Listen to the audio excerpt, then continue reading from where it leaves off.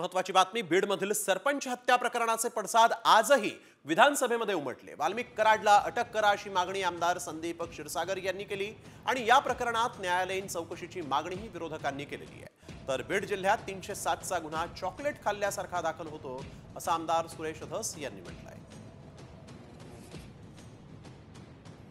पहिली गोष्ट अध्यक्ष मोदी, हे जे माणसं आहेत वाल्मिक कराड सारखी, आमचा जिल्हा हा पुरोगामी जिल्हा आहे आणि जातीपातीमध्ये दोन समाजामध्ये जे तेढ निर्माण जे आमच्या जिल्ह्यामध्ये झाले या माणसामुळे झाले। माझी मागणी आहे अध्यक्ष महोदय की तो 302 जो झालेला आहे त्या 302 मध्ये मेन मास्टरमाइंड हा माणूस आहे। ह्याला अटक अधिवेशन संपल्याच्या आधी झाली पाहिजे। चॉकलेट खाल्ला नाही म्हणजे बुड्डी का बाल मिळायचे ना जुन्या काळात, गर्दी गंमत देखो बुड्डी का बाल वगैरे ते असं घंटे बिंटे वाजवायचे, तशा पद्धतीनं 307 च्या केसेस कोणावरती लादल्या गेल्या।